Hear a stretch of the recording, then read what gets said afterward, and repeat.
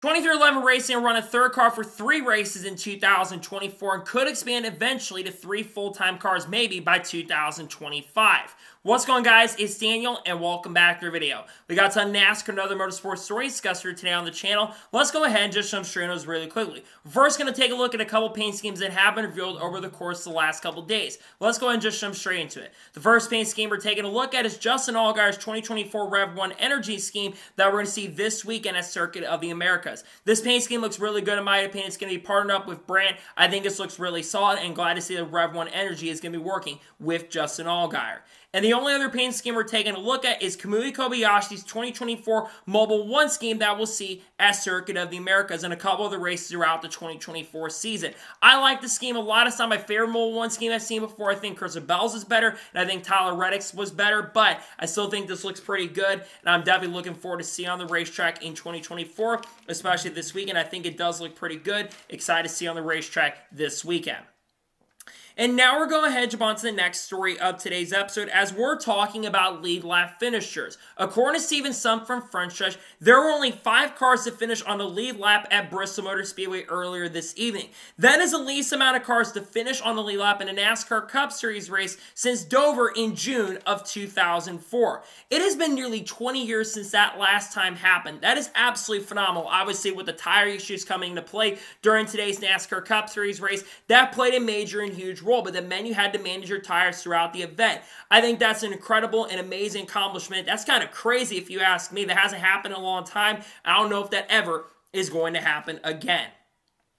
And now we're going ahead and jump on to the next story of today's episode as we're talking about Hendrick Motorsports. As Hendrick Motorsports is able to make a credible accomplishment as they now have led 80,000 laps in the NASCAR Cup Series with both Chase Elliott and Kyle Larson leading at Bristol Motor Speedway. They become the first NASCAR Cup Series organization to accomplish this. Hendrick Motorsports is the most incredible organization in NASCAR history. They've won over 300 NASCAR Cup Series races. Now for them to be the first organization with 29 drivers to be able to help them to get the 80,000 lap sled. For them to make this accomplishment is phenomenal and incredible. And congratulations to Hendrick Motorsports on leading 80,000 laps in their NASCAR Cup Series history. And they'll be looking to lead more and become the first team in the not so distant future to lead 100,000 laps.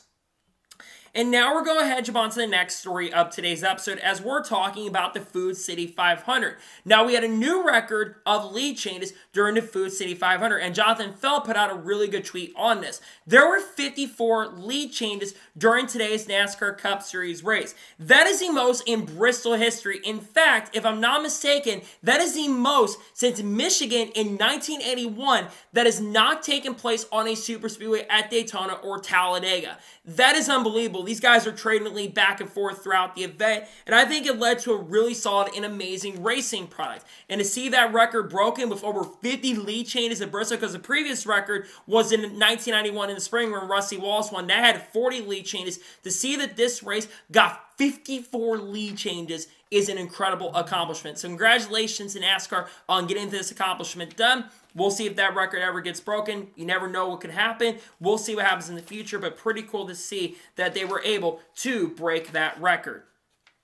And now we're going ahead and jump on to the next story of today's episode as we're talking about the 12 hours of Sebring. Now, on Saturday, while the Truck Series race was going on, you had the 12 hours of Sebring that was taking place. And it was a very crazy and pretty phenomenal race as well. And Wayne Taylor Racing with Andretti Autosport was able to pick up the victory. That means that Colton Herta has won a Sebring 12 hours, same as Jordan Taylor as well. The car that dominated the race, Pippo Durrani, the 31 team for the Whelen Engineering team, they were dominating and were on the way to win. Unfortunately, they crashed at basically about 4 hours ago. They were trying to pass a Ferrari, and they had a really scary and really bad accident. Luckily, they were able to be okay, and Pippo Durrani was able to walk out of the car without any injuries. That was really good to see. The ending was phenomenal. Sebastian Bourdais and the Louis Delatraz put on a really good show at the end of the race, and it was a fantastic race overall. Congratulations to Wayne Taylor Racing and Andretti Autosport and Andretti Global, on getting the win. I think it's a pretty awesome, incredible accomplishment. Congratulations to them on winning the 12 hours of Sebring.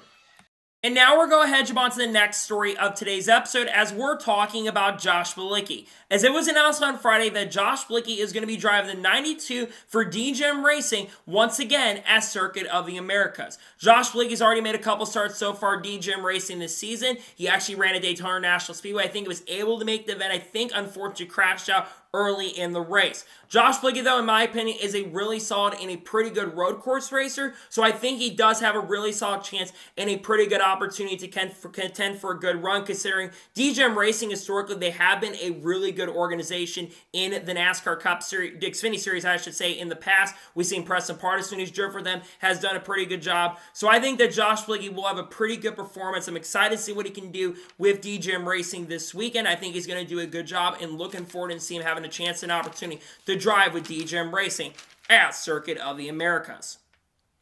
And now we're going ahead and jump on to the next story of today's episode as we're talking about AJ Allmendinger. As it was reported by Bob Pockers that AJ Allmendinger is going to be driving to 13 for Kaulig Racing this weekend at Circuit Americas, confirming that Kaulig Racing is going to have 3 cars this weekend at Circuit of the Americas. We'll talk about the other driver in 16 car here in just a little bit, but this will be AJ Allmendinger, I believe, his 3rd start in the Cup Series this year, and luckily for him, there's only expected to be a couple extra entries this weekend. As Brian, I believe, there's only 3 extra entries that are going to be showing up at Kato, though there could be another entry that shows up at the last minute, because we know that Kimu Kobashi is going to be running this weekend in the 50, and we also do know that DJM Motorsports is showing up with Timmy Hill at Kato, though we could see 60 car for RFK Racing, maybe with Haley Deegan perhaps showing up, or someone in the Ford camp coming in, or maybe even RCR could show up as well. I think AJ is going to be a threat to win, but obviously he's not my pick to win just because that is going to be a 3rd car. I'm not sure what personnel they're going to have for that car, who's going to be the crew chief. Not sure if Brett Griffin's going to be spotting at this point or not, but I am excited to see that AJ Allmendinger is back behind the wheel. I wonder if they could get some other drivers in the future in that 13, like a Matt DiBenedetto perhaps. That certainly could be a possibility and a shout. Nonetheless, it's cool to see that AJ Allmendinger is getting back behind the wheel. I think he will have a chance and opportunity to maybe compete for the win or the victory if he can make the race, which he should be able to make it. I think he's going to be contending for the Xfinity win for sure, but I do think AJ Allmendinger could have a good run in the 13 car.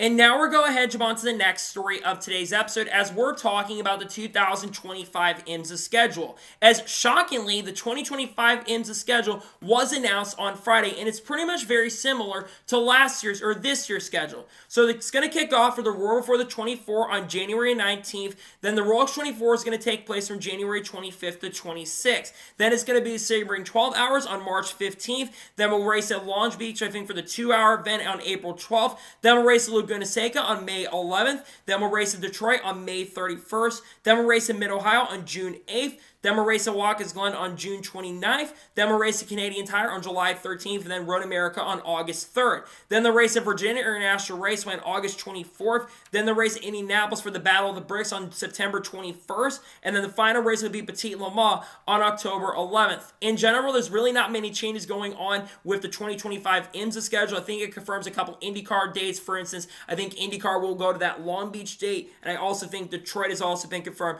for around that time as well.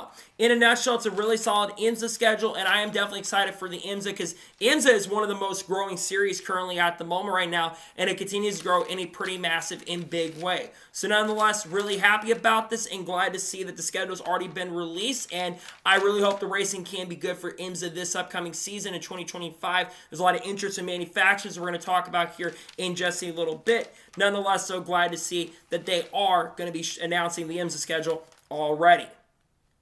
And now we're going ahead and jump on to the next story of today's episode as we're talking about Noah Gragson. Now, Noah Gragson was being interviewed by the media yesterday, and he says he feels at home with Stewart-Haas Racing.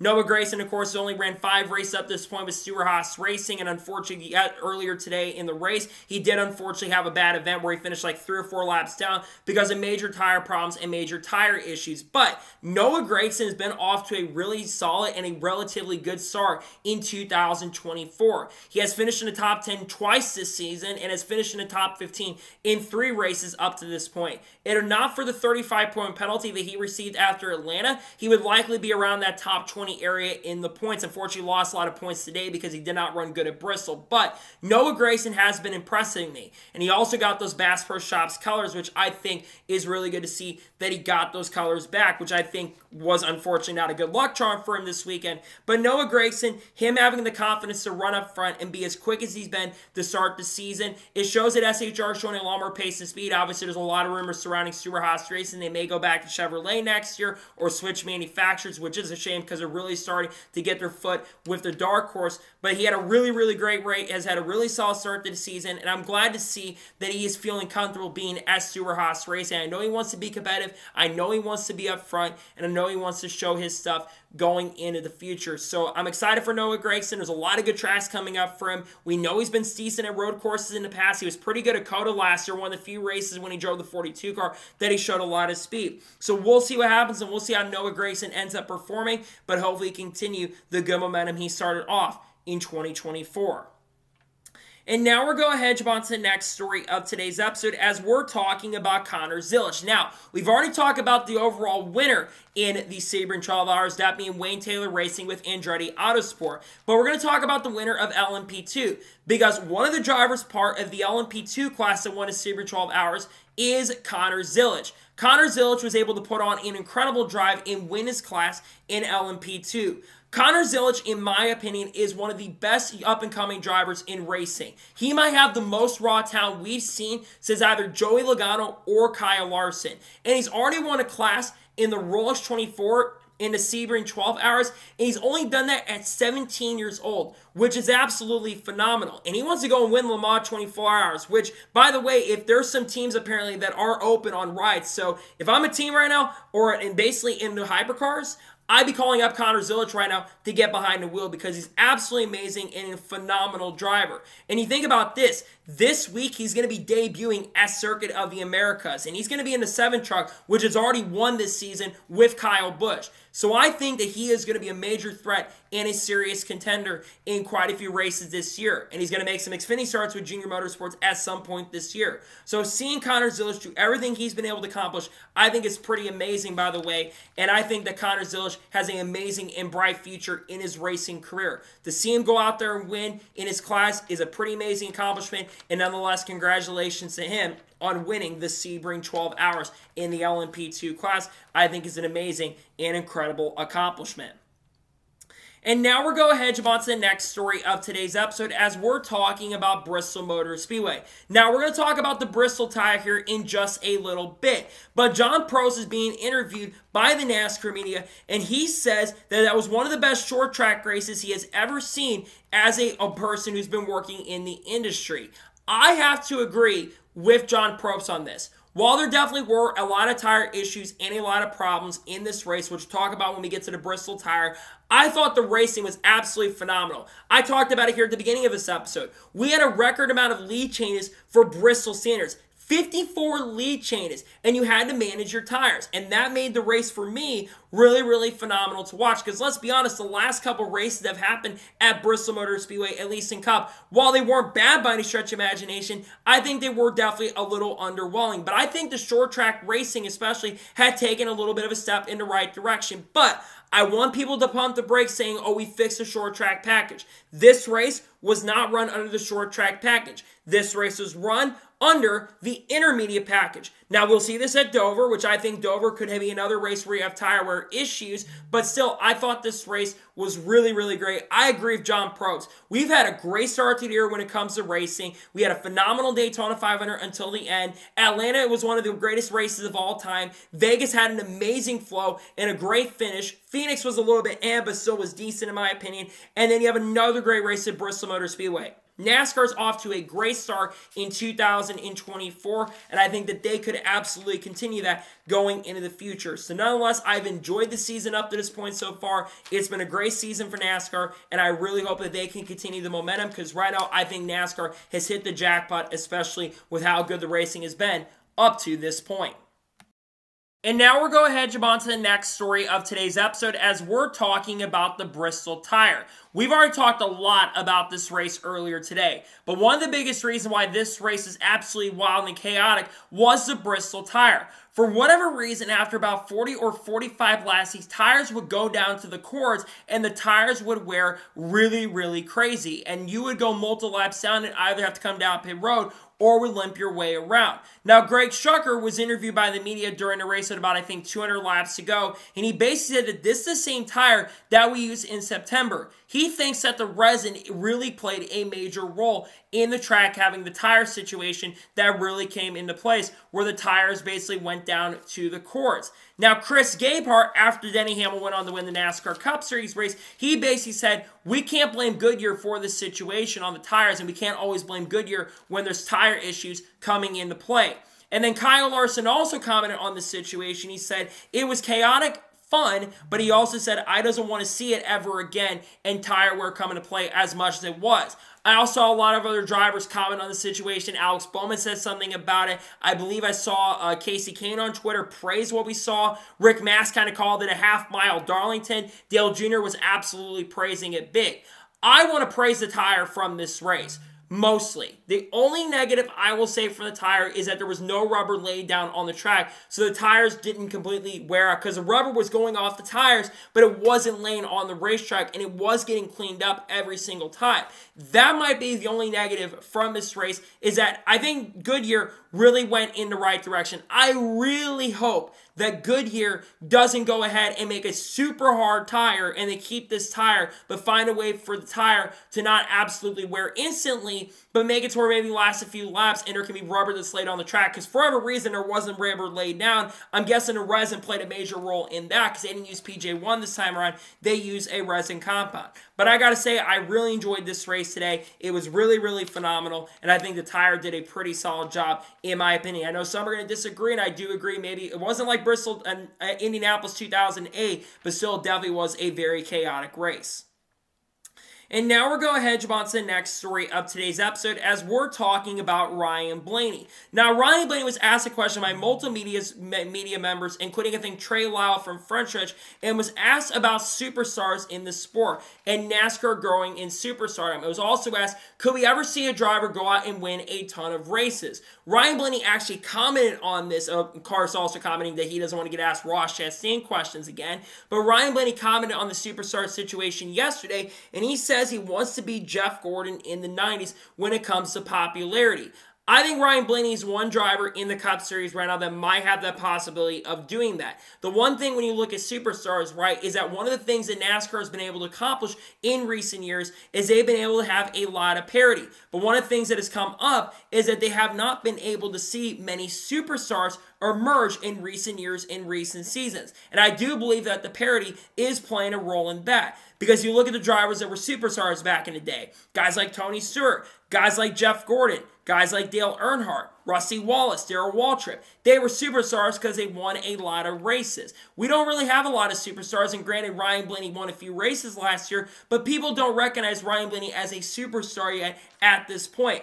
Like I said, though, I think we do need superstars for the sport to grow and get back to where it is. The sport is growing in a pretty big way. We've seen the ratings going up for every single race this year outside of the Daytona 500. But I think another big way that the sport will be able to grow in a big way is if we can find a way for more superstars to show up at the racetrack, or these drivers can grow in a big way in superstardom. And their Instagram followings have grown with the Netflix show. We've seen that probably a big reason why the sport has been growing. But I really hope that we can find a way to create more superstars in the sport. If we can do that, I think the sport is going to be an absolutely amazing in a very good direction.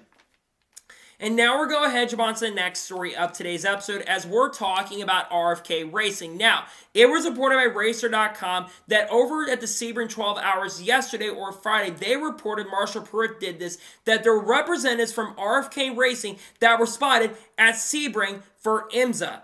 Now, RFK Racing, it's no secret that Brad Keselowski has mentioned in recent years that he has actually been interested in going to IMSA and would love to bring Roush back to IMSA. Because remember, back in the day, back in the 1980s and the 1990s, Roush actually had a program in IMSA. Now, Keselowski has also stated in the past that he wants to get an Xfinity Series program maybe open up in the future, and would also like to open up another Cup Series team, a third full-time car with that Stage 60 program in the future. But IMSA is definitely one of the top priorities in having a GT3 or like a GTLM car or GTD Pro car. Why? Basically to have a little more of an advantage, because the GTD cars are kind of similar to what the next-gen cars race and how they end up racing, like a GT3 car at Le Mans. And we have seen that a lot of drivers have been interested in going to IMSA in recent years. And I would love to see RFK go back to IMSA. I think Brad Keselowski, we've also seen a lot of these organizations and teams basically expanding their programs other forms. Trackhouse Racing going to MotoGP. We've seen 2311 Racing. We'll talk about them in a little bit. We've got Trackhouse expanding to other teams and other forms. And they've got a big brand in like clothing and all that kind of stuff. You think about everything that RFK is looking to do. They're wanting to expand into IMSA. And I think it'd be really cool to see a new IMSA team with RFK Racing, because Roush has won the Rolex 24 in the past. And we've seen a lot of success from RFK or Roush before Brad Keselowski came in. The vision that Brad Keselowski has in general for RFK, I think, is really absolutely cool to see. And I do believe that Brad Keselowski is going to lead RFK Racing to a lot of success. They've already won Racing Cup, and I'd love to see him get some drivers in IMSA and also bring some of their drivers, maybe like Haley Deegan, perhaps over to get some experience there, like Chase Briscoe, perhaps, maybe getting David Reagan to run some races, maybe getting Dirk Mueller, perhaps, maybe getting some drivers in Ford's programs that are in the sports car scene, giving them a chance and opportunity. It's cool to see, though. I'm glad to see there's definitely some interest for sure in regards to that, and I would really absolutely love to see them expand into IMSA. I think they absolutely would have a ton and a lot of success in IMSA. And now we're going ahead and jump on to the next story of today's episode, as we're talking about Erik Jones and Chase Briscoe. Now, we've already kind of talked about the Erik Jones and Chase Briscoe beef from last week. I'll give you guys a little bit of a catch-up. So during one of the late race restarts at Phoenix, I think the final restart with about 100 laps to go, there was some contact between Chase Briscoe and Erik Jones on one of the late race restarts. And Erik Jones and Bubba Wallace had a little contact as well, and Erik Jones went up into the outside wall and had a broken toe link. And Erik Jones, after the race, was not very happy about it. Now, on Friday, Erik Jones says that he actually planned to reach out to Chase Briscoe. Well, Chase Briscoe then said that he didn't get the chance to reach out. He actually tried to reach out to Erik Jones, and then Erik Jones actually provided the receipts and the screenshots of basically trying to reach out. And then Chase Briscoe also said that he had a wrong number and he had changed phone numbers at the time, which is why there was bad communication on both ends. But last night, right after the Craftsman Truck Series race concluded, apparently Erik Jones and Chase Briscoe had talked and had a conversation, and they had talked and are now good between both drivers. To be honest, I'm really glad to see this. There's two drivers I really like and have a ton of respect for. And it's kind of weird to see that these two drivers had even beef to begin with, because you think about the success of both these drivers. They've won races in Cup at this point. Chase Briscoe's got one. Erik Jones has got 3 victories, including 2 Southern 500 wins. But I really don't want to see beef between these guys, because they need to focus on trying to make the playoffs and contend at this point. And you don't want these beefs that really don't need to be existing at this point, because you want to focus on trying to contend for a championship. Even though I don't think that Chase Briscoe and Erik Jones yet are at that point of contending for a championship, though we know that Legacy Motor Club is trying to build up to that. Same with SHR, getting back to those levels.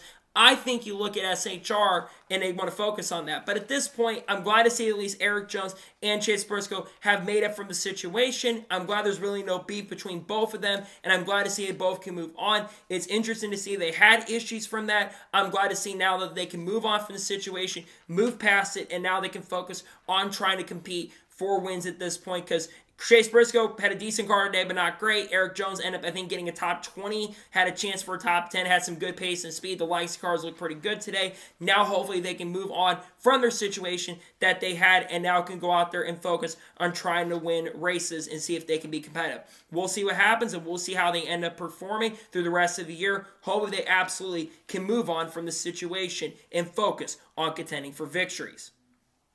And now we're going to jump on to the next story of today's episode as we're talking about Japan. Now, Kimu Kobashi, of course, was in the media center at Bristol because remember he is making his NASCAR return at Circuit of the Americas this upcoming weekend, driving the 50 car for 2311 Racing. And Matt Weaver from Sportside actually asked Kimu Kobashi about interest in going to Japan. Kimu Kobashi said, yeah, I'd absolutely love to see NASCAR jump to Japan. And he says that the sound that the next-gen cars produce is really phenomenal and incredible. Now, this tells me that there's been some interest of NASCAR potentially maybe going to Japan. It's no secret that NASCAR is wanting to expand internationally into other countries. Now, NASCAR in the past has actually ran in Japan. They actually ran some winter races around Christmas time or Thanksgiving time back in the late 1990s. I think in 1996 or 1997, they ran at Suzuka. And I think in 1998, they ran at Twin Ring Motegi. We saw Dale Jr. race in that event. We saw Jeff Gordon run there. But Mike Skinner was a driver who always went up to win those races. The fact that there's interest of maybe going to Japan is great. And you think about NASCAR too, I think that there's another reason why there's talk about it. NASCAR has actually been in Japan during the offseason, right after the season concluded. Executives from NASCAR went over to Japan to study hydrogen racing because NASCAR is trying to figure out what they're going to be doing with these engines. Obviously, there's a lot of talk that there'll be some engine changes and some electrification components, but NASCAR is looking toward maybe going toward hydrogen racing with the new engine components either in 2026 or 2027, which could lead a certain manufacturer coming into sport, and that is Honda. We all know that Honda is in major talks right now of maybe coming into NASCAR. The earliest it likely comes is 2026, but those talks have been heating up quickly, and we think that if they do come to NASCAR, they may end up leaving IndyCar because there's a lot of tensions with IndyCar right now currently at this particular moment. But I would love to see NASCAR go to Japan, go to Twin Ring Motegi, go to Suzuka, because I think the racing would be really, really good, and I think the fans would welcome in open arms. And I'd love to see him go to Canada and Mexico. We know that they're talking about going to Mexico for next year, maybe for the Clash. We also know they're talking about going to Canada next year, and they almost went to Canada for Montreal. They were very close to going there, but F1 kind of took the date. That's why that we saw them kind of move the date that originally was going to go to Montreal, and it went to Iowa. But still, I would absolutely love to see NASCAR go to Japan. I think the racing would be pretty good over there, and I think it would be a fun event overall. So I really do hope they go to Japan because I think it'd be really good for the sport if they did go to Japan and race over there, and I think the sport would grow in pretty massive, in huge ways.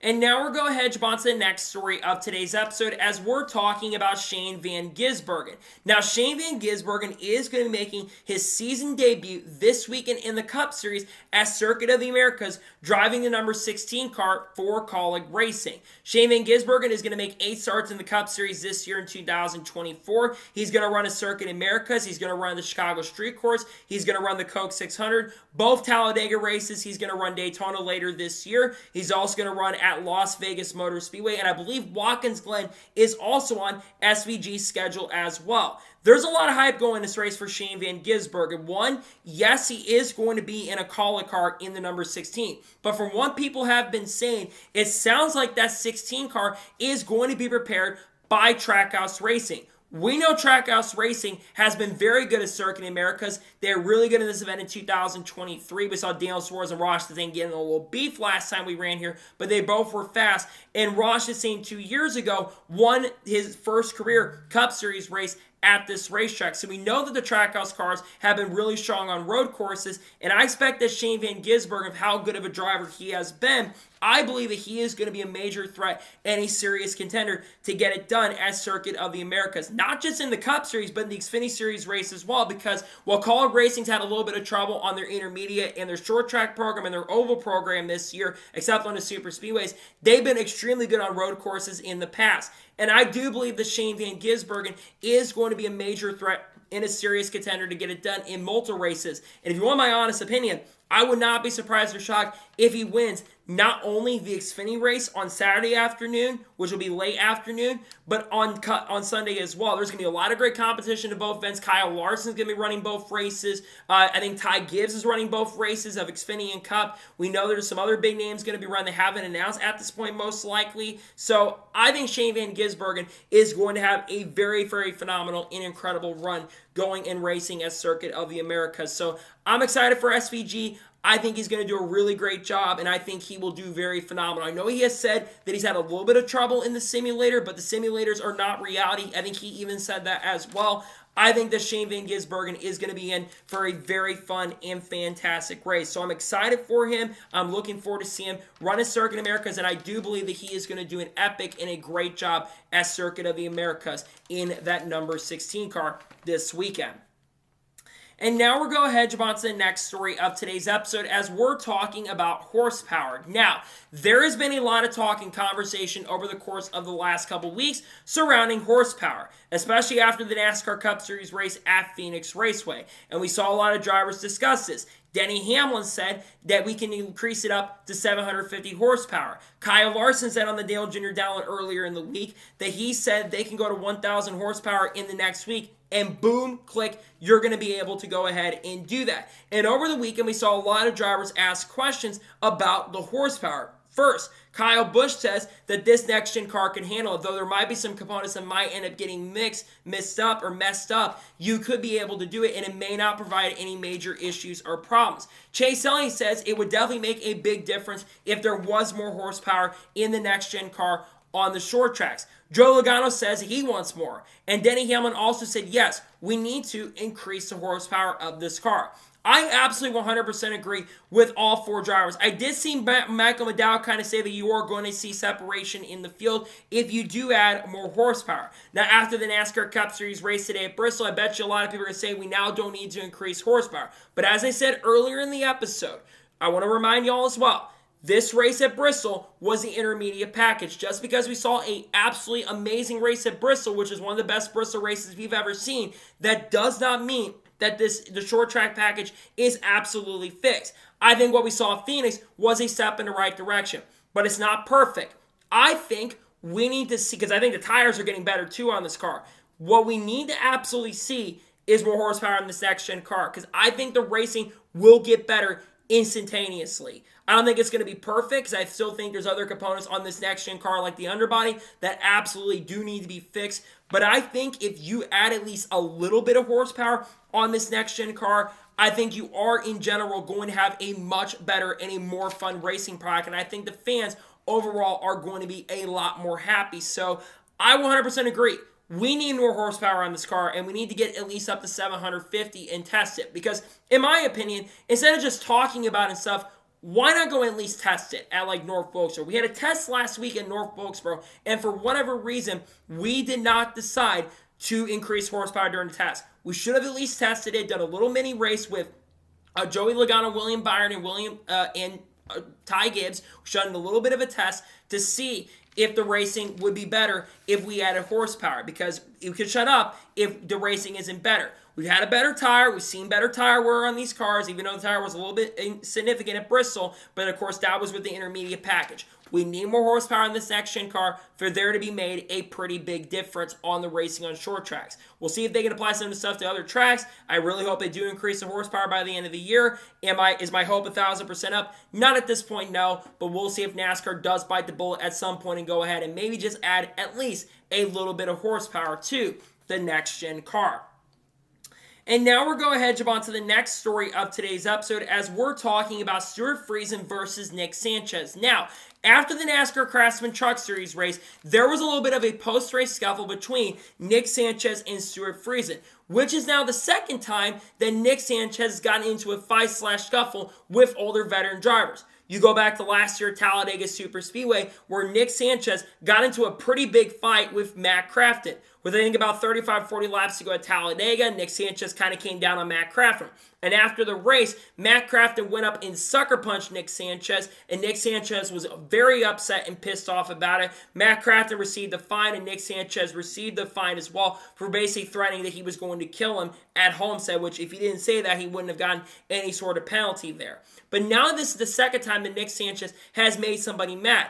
This time, in my opinion, though, I can't really blame Nick Sanchez for the wreck. Nick Sanchez on his way back up to the front. He had issues on pit road. And Nick Sanchez on the outside battling for 9th position. Stewart Friesen, for whatever reason, thought he was going to clear Nick Sanchez coming off the corner, coming down the front stretch when he had a really good battle between Kyle Busch, Christian Eckes, and Matt Crafton, by the way.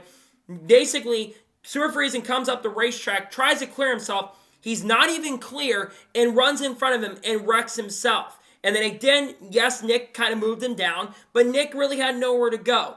And Stewart Friesen's the one that gets mad and upset when Nick Sanchez, in my opinion, did nothing wrong.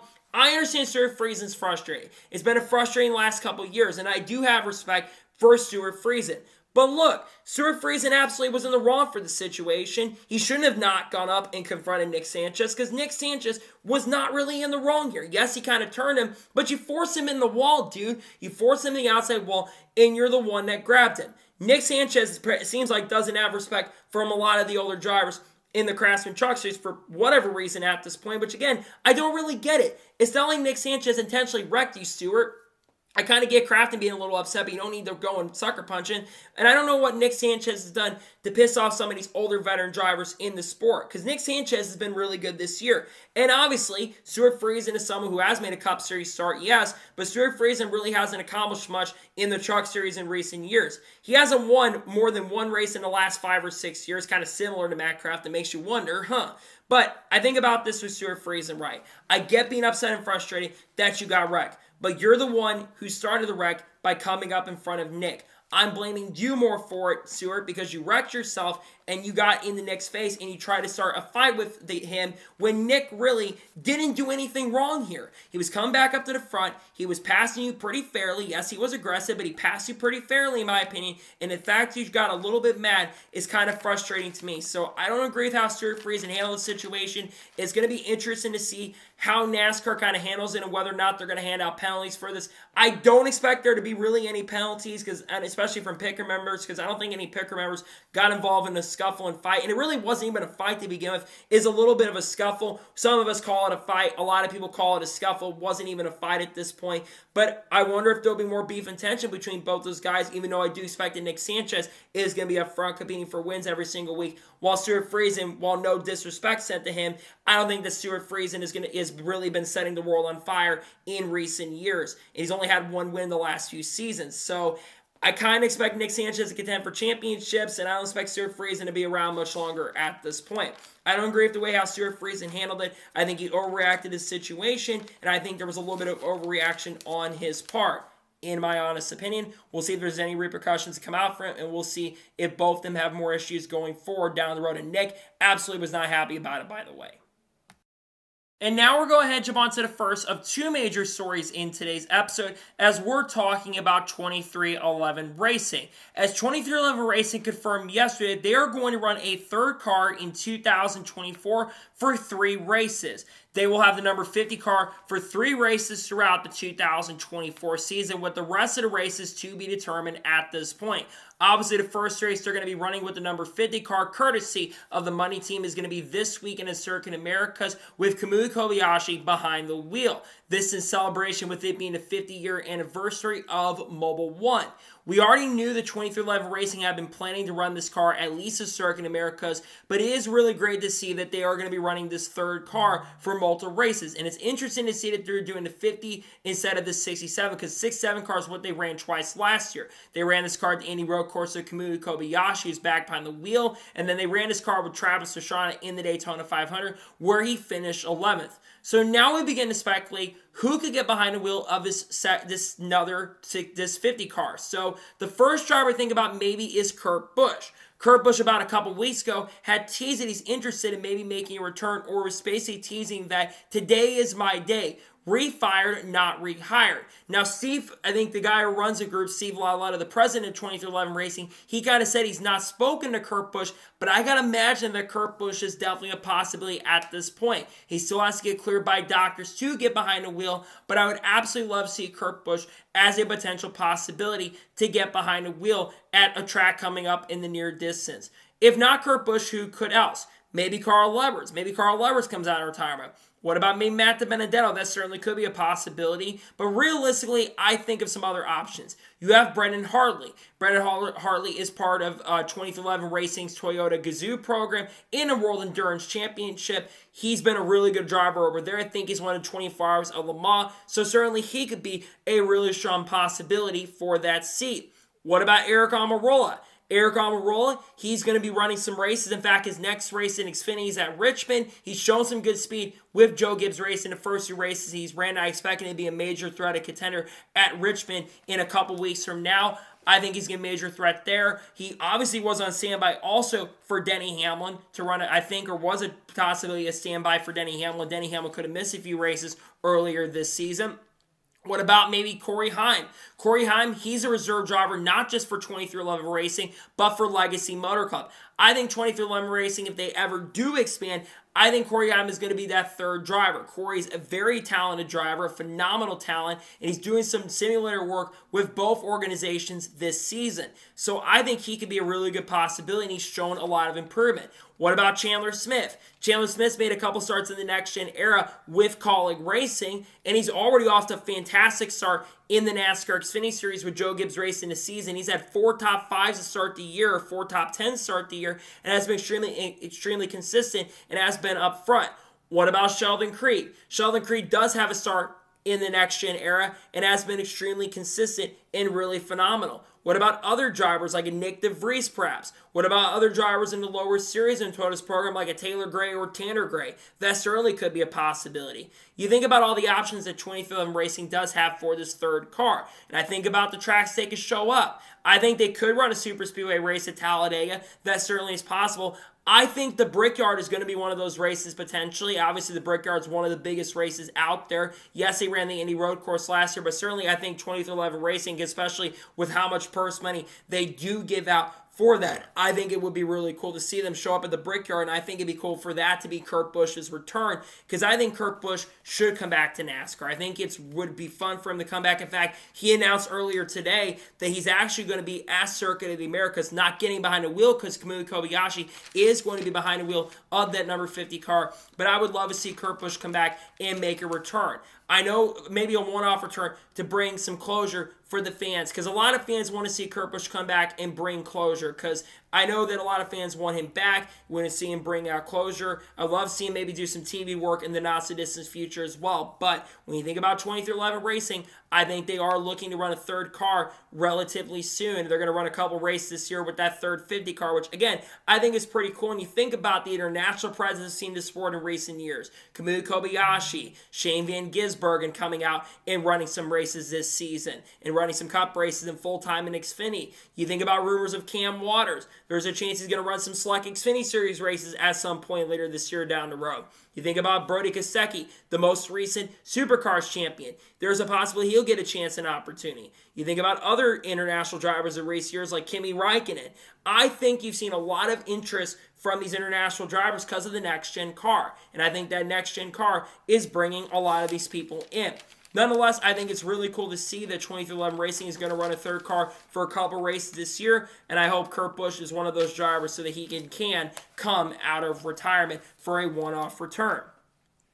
And now we're going ahead and jump on to the final major story of today's episode as we're talking about 23XI Racing once again. Now, I've already talked about the fact that 23XI Racing is going to run a 3rd car for a select number of races.